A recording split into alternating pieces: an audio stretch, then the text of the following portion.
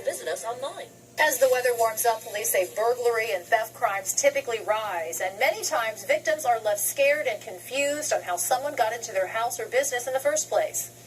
KWKC's Bailey Dietz looked into ways you can set up some safeguards and help become less of a target. I've got 2 young boys, 1 and 2. As a mother, Christina Springmeyer's top concern is protecting her family. She moved into this Bettendorf neighborhood because it seemed like a quiet, safe area. It's a really great place. Our neighbors are awesome. But a couple of months ago, her peace of mind took a hit. They came into the garage from the side door and started going through stuff, and then my boyfriend came home and opened up the garage door, and they took off. Suspected prowlers within the walls of her property. What's worse, she and her children were inside the home the whole time.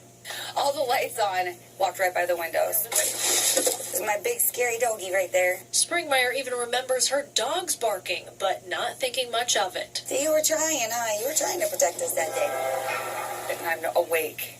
It was horrifying to know that we were in danger. She says it was a wake-up call and is now more vigilant about locking doors and windows and keeping valuables out of sight. But police say there are even more proactive approaches to consider. It is a very easy thing for us to eliminate these opportunities for these types of crimes. One tip that's inexpensive: illuminate your property, light up the landscape, even install motion sensing lamps. Another invaluable tool: security cameras. Moline Police Detective Mike Griffin says it's become very commonplace to be able to utilize surveillance video in investigations. It's a tremendous help to us to be able to get a picture of the subject that's there or a picture of the vehicle coming and going. But for many homeowners considering cameras, it's tough to know where to start. I can zoom in on something if I want to see what's going on.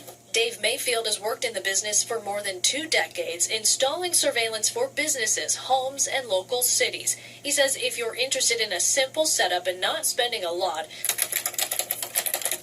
a quick online search can find you dozens of options. Big box stores sell low-end cameras as well. I'd rather people think about it ahead of time. These days, most security systems you can access through a smart device. So any time of day, you can check out what's happening at your front step.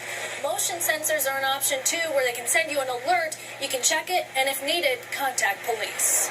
But as with most technology, getting higher quality means more investment, anywhere from hundreds to thousands of dollars. It really protects you.